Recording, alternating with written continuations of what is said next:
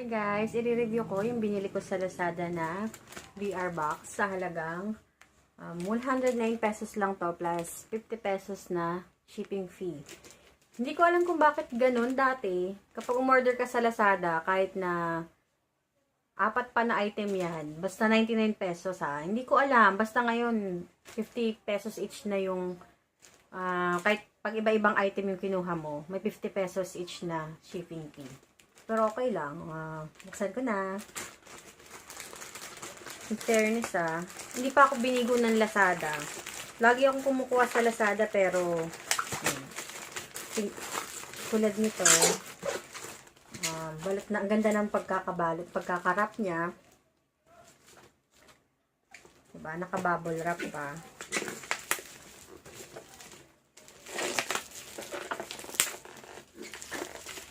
Kinuha ko lang to kasi gusto ng pamangkin ko.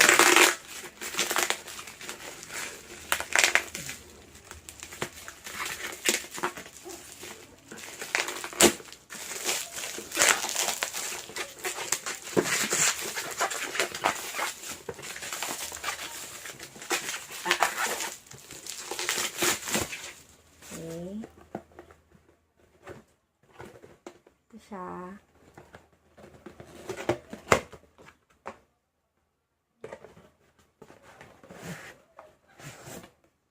Kasama sa box, yung item, tsaka manual, panglinis. Ang sabi dito, hindi ko mabasa. Kasi Chinese character siya.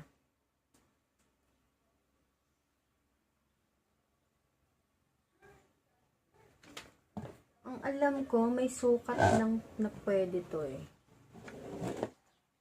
Hindi nakalagay sa manual niya, pero ang sabi dun sa mismo Lazada, ang kakasya dito is 3.5 to 6 inches lang na phone. So, ganito siya. Dito ilalagay, meron siyang hinahatak sa gilid. Dito nyo ilalagay yung cellphone. Yan. Lalagay ko na yung cellphone. Ito yung cellphone ng pamangkin ko, ilalagay ko na dahil siya yung magta-try.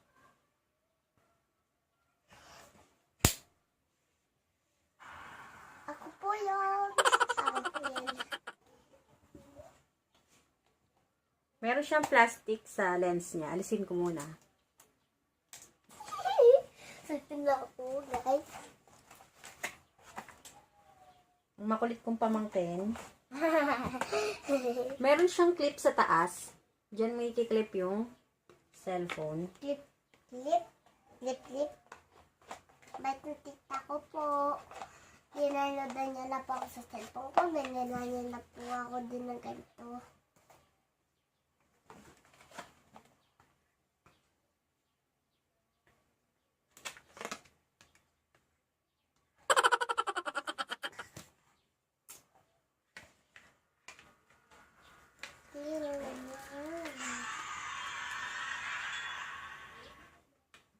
Nag-search lang ako ng video sa YouTube. Total, gusto niya yung nakakatakot. Kaya, hinanapan ko siya ng nakakatakot. Ganda naman. First time namin itong itatry guys kaya talagang hindi namin alam kung paano. Ayan. Set up ko muna siya, tapos babalik ako kapag okay na. One eternity later. Na-set up ko na guys. Yan. Lalagay ko na sa kanya. Katabi! Lang guys. Ba't dito ka? Oo yun. Matita po. Wow. Bakit namatay? Yung ilaw.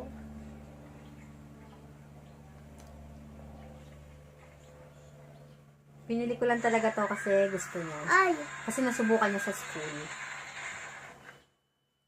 Ano yun? Di ba yung nakakatakot? Tao lang. Pero nakikita mo maayos? Opo. Sa pintuan.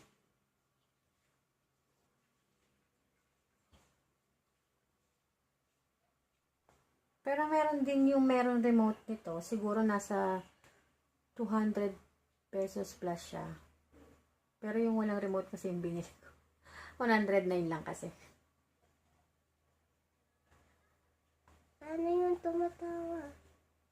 Tumatawa? Ay, baby. Da.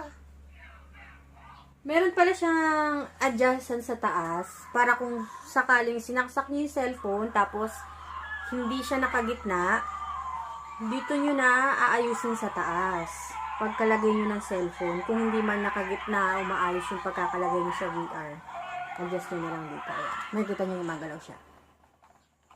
Diba? So, ayan guys, mukhang nagustuhan naman niya. Kung nagustuhan mo rin yung video ko, please like and subscribe. Thank you! Bye-bye! Bye-bye ka na! Bye-bye po!